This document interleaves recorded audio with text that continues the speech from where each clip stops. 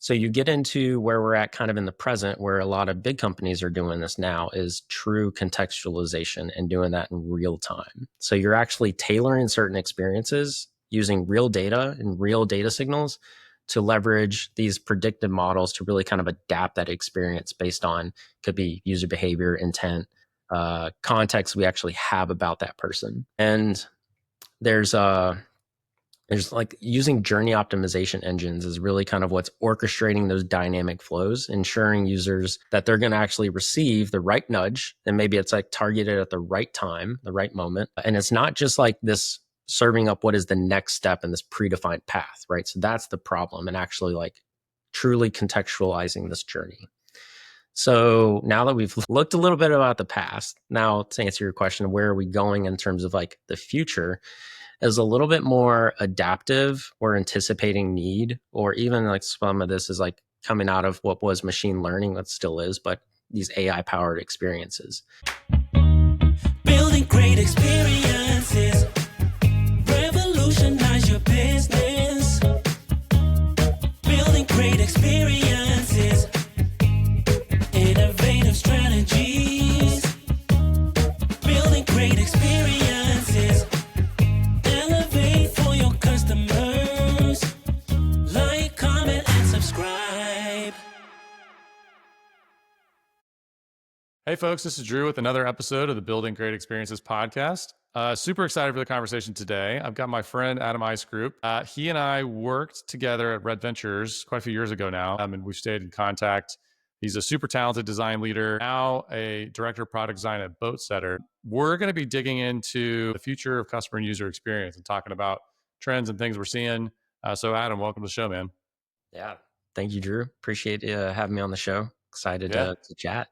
Yeah, for sure, man. Well, I always typically start with just kind of origin story, like how you got into this, kind of what you're doing now, so folks know a little bit more about you. Yeah, it's interesting because I got into design, actually being employed as a designer even when I was in high school. So this is weird, but even as a student, there was a company called CompCal, and it was short for competition decals. And he was looking for talent to come in and essentially do a lot of decal work on race cars. So a lot of like introductory go-karts, bandoleros, legend cars, kind of growing up here in Charlotte, North Carolina, Race City, USA. It was kind of an interesting opportunity, but the cool thing about that is like I'm designing on the screen. At that time, it was Corel Draw.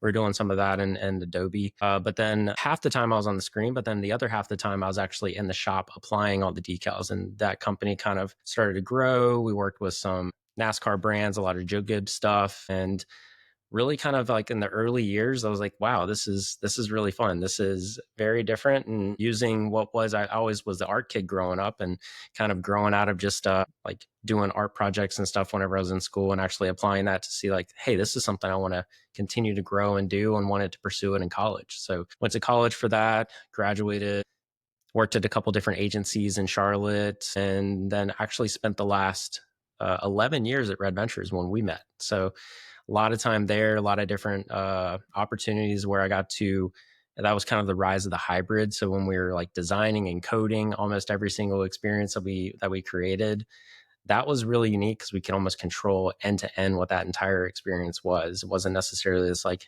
handoff to engineering. We were kind of doing a lot of it. Obviously, times changed a lot.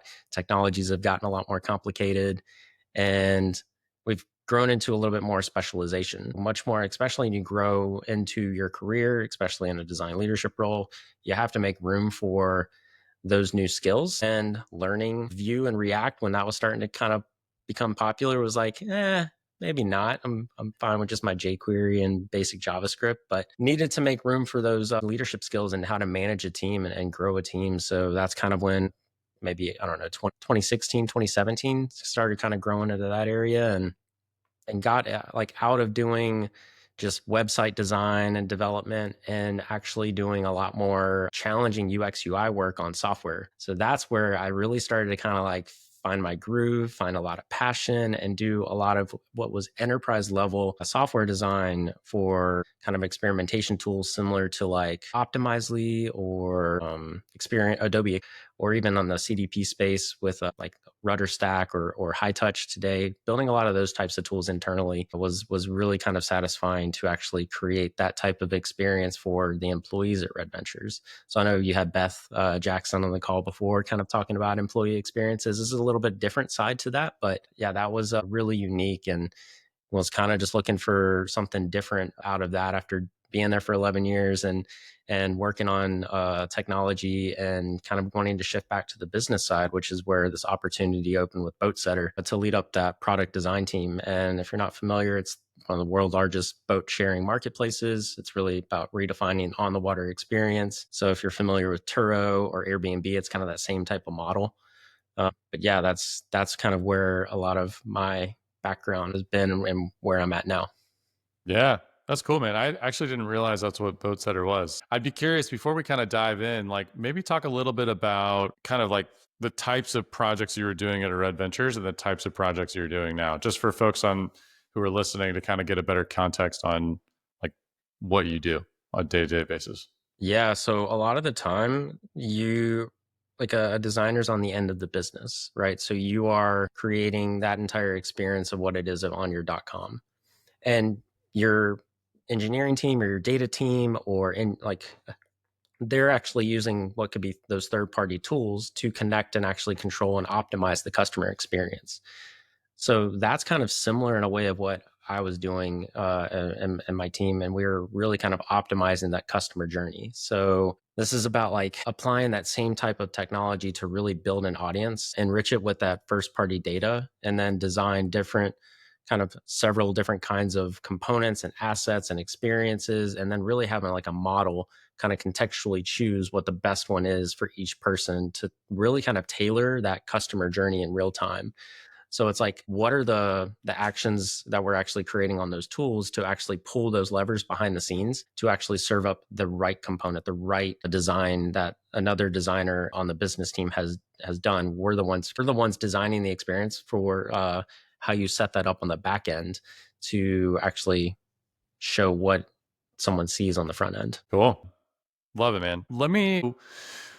I've talked to a lot of folks that come on the show about this, and I'm always fascinated to hear people's opinions. There's kind of setting stage a little bit. Lots of changing in the digital experience universe right now, right? Like it's faster and easier to make things. Like this morning, I woke up and I was like, you know what? I need to figure out how to do staffing matchmaking faster. I'm right now I'm keeping it on my head, and I was just kind of like a little bit stressed out with just trying to coordinate like where all people were going to go, make sure people are on projects and whatever. And so I was in the shower and I like walked out, went outside. I was like taking the dog to go to the bathroom or whatever. And I like jotted a few notes down, put it in GPT, came back inside, grabbed my coffee, and I pulled up Lovable. And I, within like 5-6 minutes, had like an app that was like a staffing kind of like dashboard. And I was like, and I looked it up to Supabase, and it's like working. Like I was demoing it to the team earlier this afternoon, and they were just like, what the, and I mean, like it's just a brand new world, right? Like it's crazy that you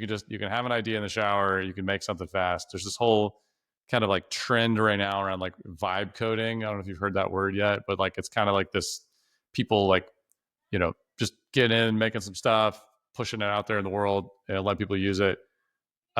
So lots of interesting things happening, but in general, I would love to hear your perspective on where do you think user and customer experience is going from here, right? Like given all the changes, given all the disruption, like where do you think is next? Yeah, even before we jump into that, as you were kind of going through your example, something came to mind for me because I had a similar experience even when I was getting my hair cut. And the problem was my barber uses Booksy, and it's becoming more and more expensive. So I was like, well, what if like, have you ever considered a different option? Or I pulled up Lovable too and literally started prompting on my phone. And I was like, well, what if I built like a competitor, and literally did it in the time it was taking in my haircut? And it was like at the end of it, I was just like, whoa, I mean, we got us like maybe 40% the way there. There's more tweaking to be done, but that was just mind blowing for him to kind of see. It's just like, yeah, this is where the world's going. Yeah, And man. it's just kind of like finishing what that last mile actually is. But to answer your core question, actually, I want to take another step back because I'm a huge fan of history, particularly art history. And if going to art school taught me anything, it's that you have to understand your past in order to inform the future.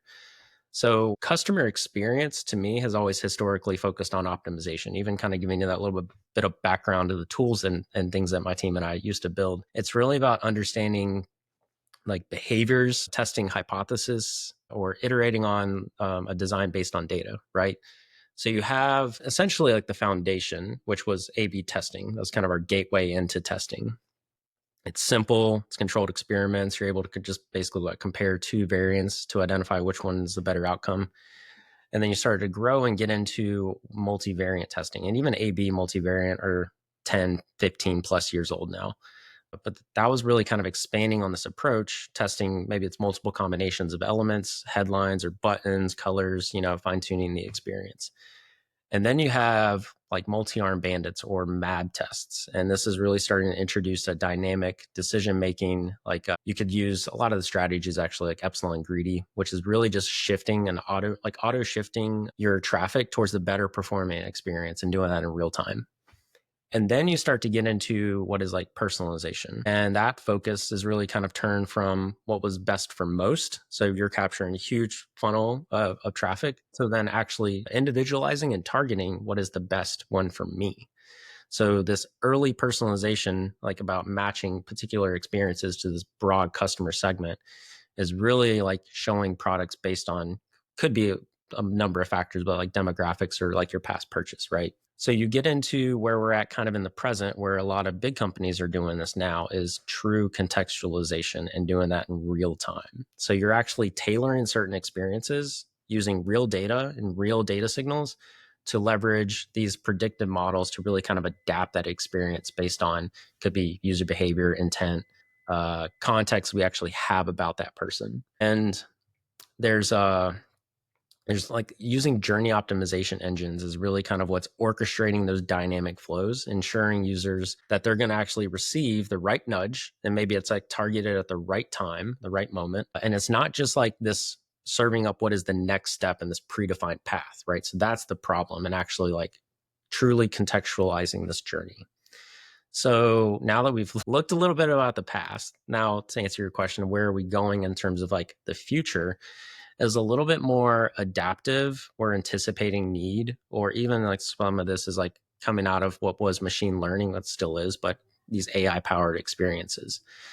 And this is more of a buzzword, right? So we're getting into this like hyper personalization, I think, with AI agents, and that's really where it's actually like AI is really kind of using, or not just using personalization to like based on the user's past behavior, but it's actually anticipating that need. Think of like these AI co-pilots, right? They're the ones that are crafting dynamic interfaces on the fly. Maybe it's predictive UIs that are actually morphing this experience based on those signals. Then you have what I like to call journey-less journeys. So instead of these, like kind of was alluding to earlier, these linear user flows, you actually have future experiences that will be adaptive ecosystems. And then every little interaction on site's actually recalibrating in that user's path in real time and balancing business goals with those user goals actually like simultaneously.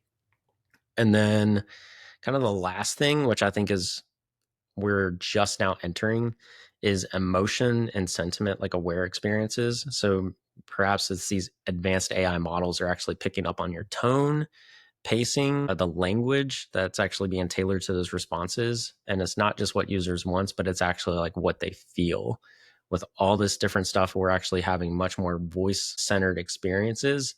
What you don't realize in the background is it could use a lot of this analysis to continue to tailor emotional responses and like evoke this emotional response. That's awesome stuff, man. I love the thoughts and ideas. And I think, kind of what you're pointing at makes a ton of sense. I think a lot of products like will go away. I think there's going to be this really interesting thing where tech companies or companies with, that are predominantly driven by data start to become almost like an API layer to like LLMs, right? And so you think about like how consumers are engaging and interacting with AI today. I think it's going to become more and more prevalent where people just expect like I should be able to just talk to Siri, and Siri's just going to like purchase what I need when I need it. She's going to like make phone calls for me. She's going to do all these, like it's like this personal OS concept. And so you're going to end up having like a lot of what you said, but like less interface, like less things I got to click and tap, and more like I'm just having a conversation and my personal operating system is just sort of doing things for me behind the scenes. And I also think in kind of related to that, to your point on contextualization, hyper localization, like hyper personalization, like these kinds of ideas, that's where you get to like this deep, like it's personalized to Drew and to Adam. And like, cause it's like, it like knows everything about me, it knows my calendar, it knows my family, it knows my lived experiences. It has access to all my photos, my, my social media, my email, my calendar, which is a little crazy, right? Because people start to freak out about like Big Brother and, Skynet kind of tropes. But I think it's pretty fascinating if you think about the logical kind of path of those ideas, like hyper personalization, contextualizing, predicting like what people want and need. You start to kind of think like, well, do we really need this like veneer? Not really. Like the veneer is just, it's almost like a construct that we accept today because it's kind of what has been. But I think as people become more and more accustomed to like, why do I need an interface? Why do I need to like type things in? If it's just going to do it for me, like, so I think businesses are going to have to adapt and evolve to like customer experience almost becomes how your data is served to those large language models, to AI, to like then help the customer solve their problem, right? Because of the data that you're giving access to. Do you know what I mean? Anyway, it's something I think a lot about, just like that notion of interface going away, API / data access becoming more and more important, so you can provide those like hyper contextual, personalized, localized experiences for customers. Super fascinating. Yeah, and contextualization, like it really comes down to trust. And like that is another big factor to a lot of like where all this data is going and where a lot of the inputs that you're providing. Do you trust the source that you're actually providing that to? And are you giving it consent to then create that customized experience, right? So we had that introduction of like the a huge problem of what's on websites today is this cookie banner consent, right? But that's just like third party, first party cookies. But then you're starting to get into what you were talking about in a way of like you're a personal OS. And like that is a very different type of personalized experience for yourself within your own kind of ecosystem, if you're allowing that. Or if it's more of a web based kind of approach, like a lot of these other LLM sites you may kind of use for your chat interface, is like, do you trust that? As far as like where that data is going and what they're doing with it, versus are you actually capturing it locally and running it as your own personal OS? I think you're going to start to see the trust open up a lot more for people who are running their own network or running their own local model to do that. And people may lean a little bit more on like, I know Apple's always been a little bit more trusting with their data and it making sure that's within this kind of closed box. But yeah, that's interesting that you kind of brought up those two, because they're very different types of experiences, but they're both heavily reliant on your trust as well as like whether you consent to giving that data and what they're going to do with it. Yeah, let's poke at that a little bit, because I agree. Trust is going to become very important, even more so than it already is. When you think about like sort of like reference points or analogs in the last decade, like Twitter verification, right? Or Twitter X verification, where you've got a little check mark that says like, this is actually, insert public figure here. And so whenever I see them tweet or say something, I know that it's actually them and not just some, fake person saying something that is trying to like stir up controversy. You could imagine like there starts to be these like verification checks and balances between like you as consumer or customer and the business. So it's like you know that the data is like valid and accurate and trustworthy versus like, hey, this is from an untrustworthy, questionable source. So like I'm don't worry, I've screened it out for like, I'm an OS in this in this context. Don't worry, I've screened out all the bad stuff. Here's the good stuff, the trustworthy stuff that you don't have to worry about. And like simultaneously, it's verifying that you are an actual human, right? That's wanting to do better, seeking to do business with this company. So I think you're going to start to see probably this, like, as companies move further and further towards like this, like they are just essentially data companies, the ability to verify back and forth is going to become more important. Like I was talking to a bank about a year ago, a fairly large bank, and we were just having this kind of exploratory conversation around AI, and people were kind of getting freaked out because we were like, man, like multi-factor authentication like is going to get wild because you're going to have, AI can generate videos and pictures that look just like you. It can generate voice that sounds just like you. It can generate like text that, it's like you can, all the things that you would verify, you can easily replicate now. So it's like, how are we going to do this? And it's going to be this like, we were going into this kind of discussion around multi-factor being like, you have a bio scan and you have like a saliva scan, like all these different ways of kind of proving like, are you actually really you? Which is going to be fascinating. Like from for stuff, people like you and I, like it's gonna be a fascinating problem to solve. You're like, how do I make it as easy as possible to verify who you are and like that you're actually a person and you're actually Adam Iscrupe living in Charlotte, right? Like I did an interview with Ronnie Batista a month or so ago. He's experienced the anti-consultants. yeah, we talked. Yeah, he kind of he flipped the table on me and kind of interviewed me about that. But he was saying something that I think is a really great example. Like even on this phone call, right? Like I could be talking to a digital human of Adam right now, and like how do I know I'm actually talking to you? And so you're gonna have some way to verify on like conversations, phone calls, messages, like everything is gonna have to be rethought in terms of how you prove that this is who I'm trying to communicate with, or this is who I'm trying to purchase from, et cetera. So I think that's probably going to be the biggest, stickiest problem for people like you and me to solve for is like, how do we demonstrate that as things get less and less trustworthy, right? Or easier and easier to fake. You know what I mean? Yeah.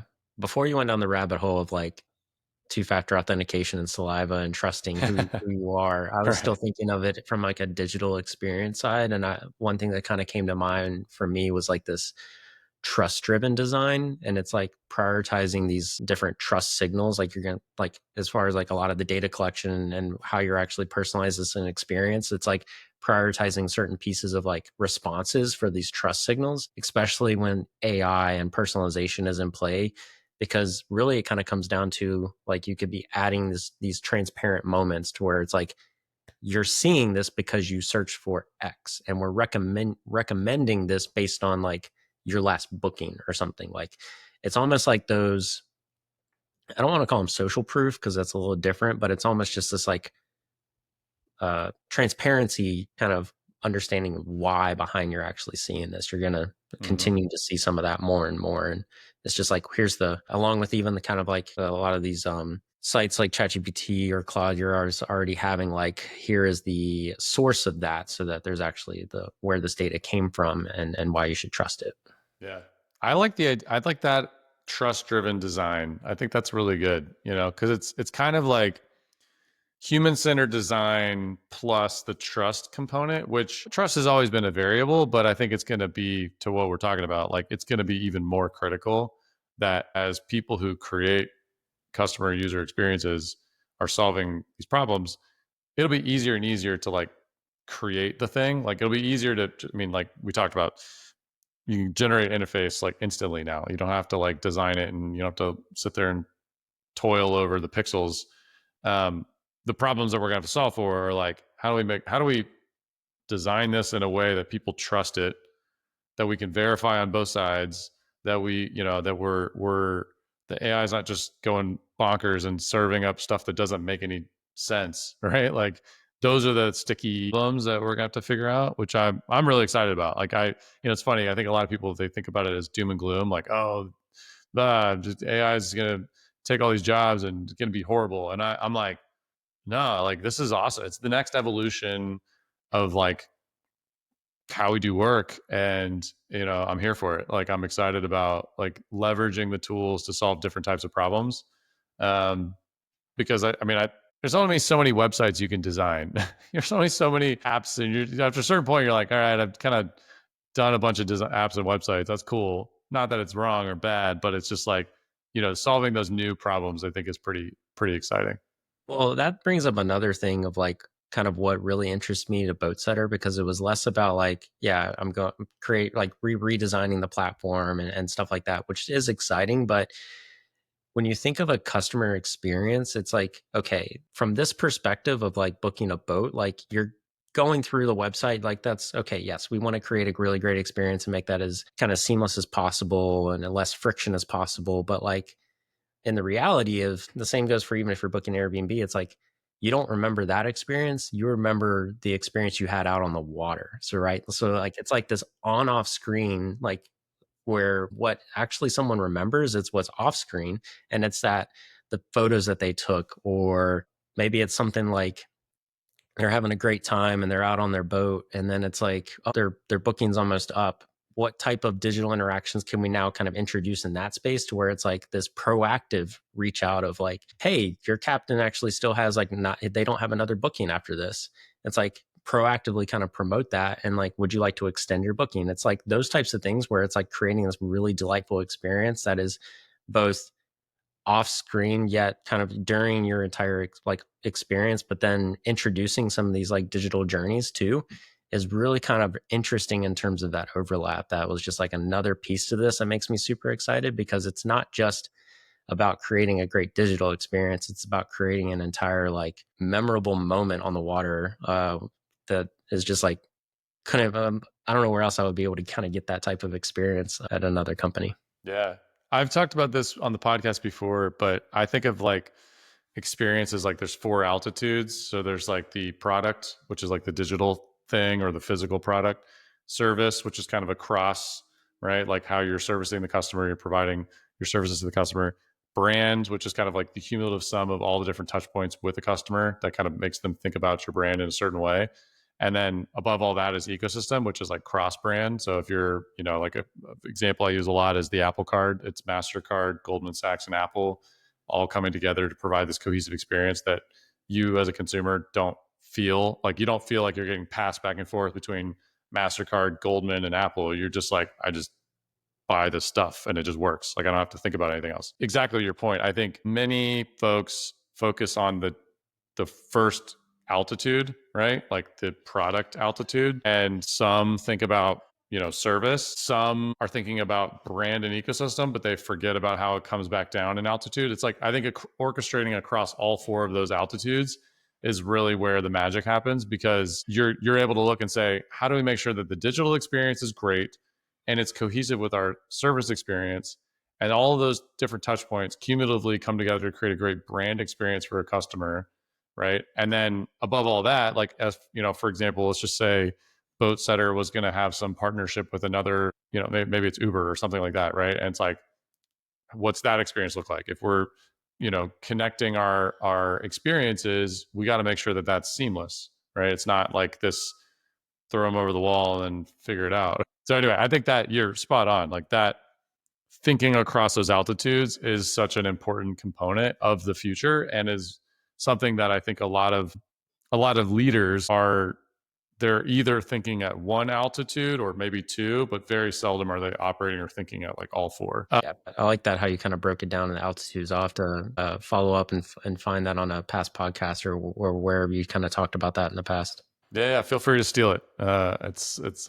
Anyway, but well, let's talk a little bit. Let's change gears towards like who's doing this well. I always like to ask folks, where they're seeing out in the wild people who are pushing the envelope, pushing the kind of the edges of customer experience. Any examples come to mind? Anything you think would be cool to share? Yeah, I think of it more on the topic of like optimization, kind of staying within that topic. And like, there's a few giants that kind of come to mind.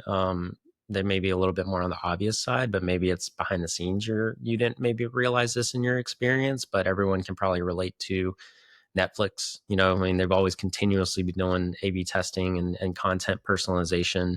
They really do personalize everything.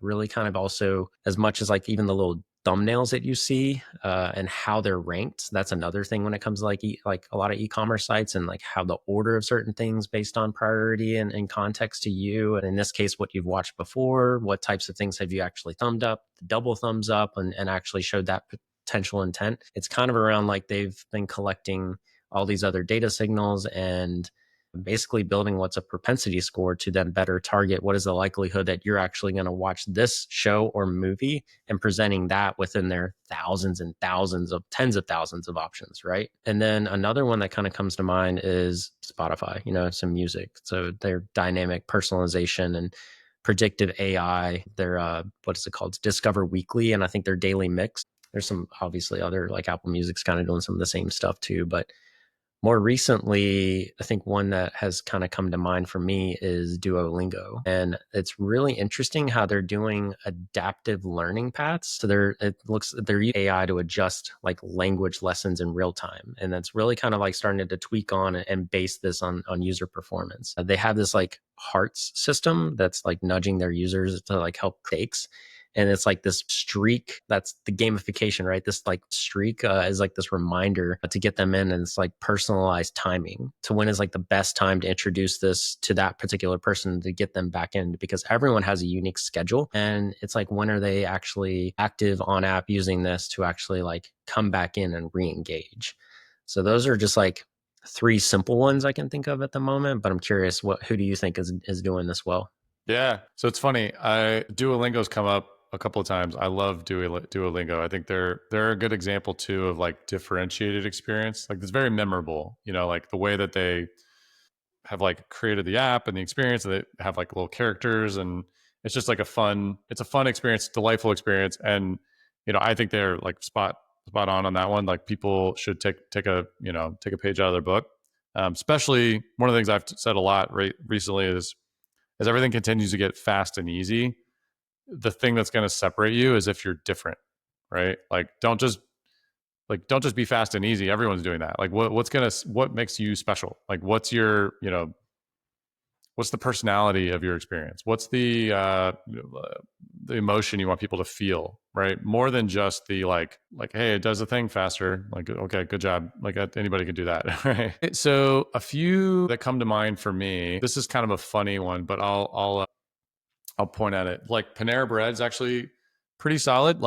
And I think it's a good example because it's both digital and physical. So like you can go to Panera anywhere in the country, and you can either walk up to a kiosk at the front, punch in, and then go sit down, and they'll bring you your food. You can go talk to a person, or you can like actually put in an order like you would normally do, and like swipe your card and all that.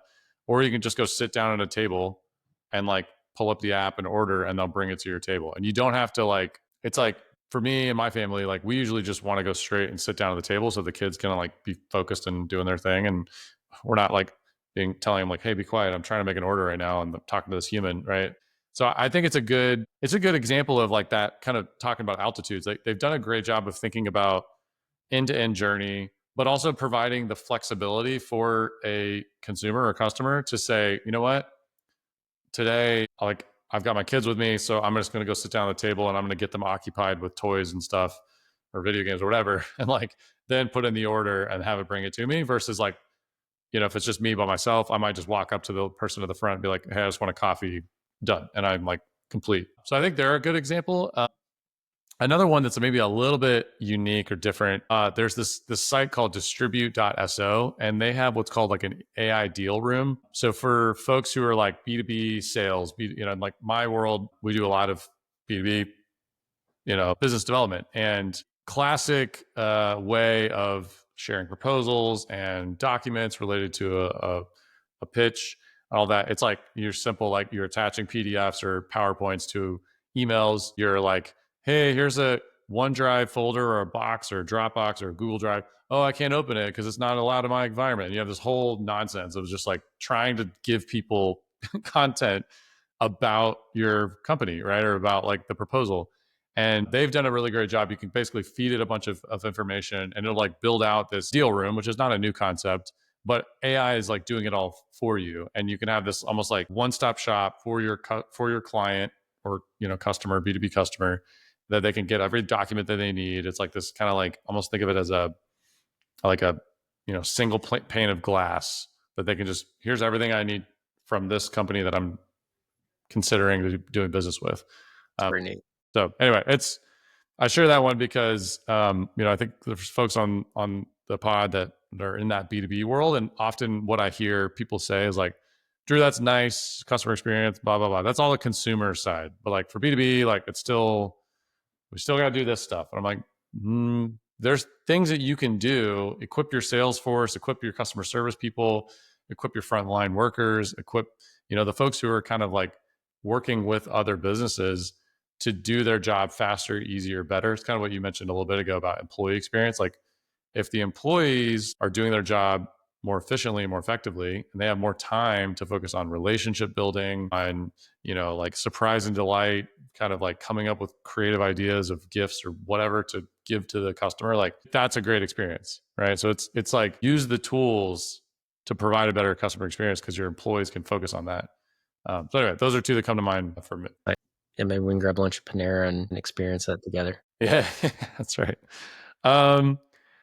All right, so we're coming up a little bit on time. I would love to hear, a lot of folks that are on the phone are product, marketing, business leaders, design leaders. I'm big on like what's like practical things that people can do, like tangible stuff. So from all this conversation that we've been having about the future and some of the sort of tools that we use and, the examples in the industry, what are some practical things that people listening could take away and actually do like tomorrow?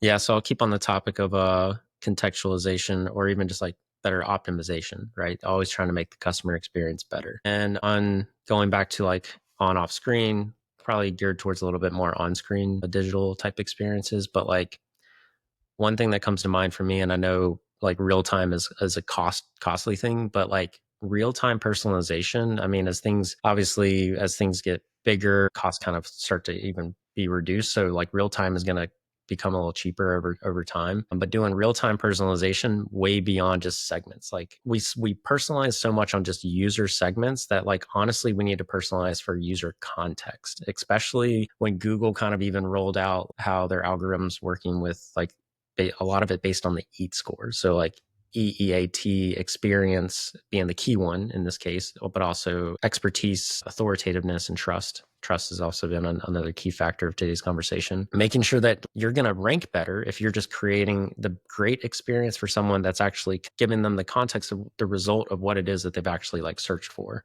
right? Another thing is so that's kind of more top funnel, but as you kind of get more further down funnel, having a much more adaptive journey. So no more just this linear funnel, like this break away from this rigid linear funnel and actually let journeys adjust dynamically based on all these data signals that we're collecting.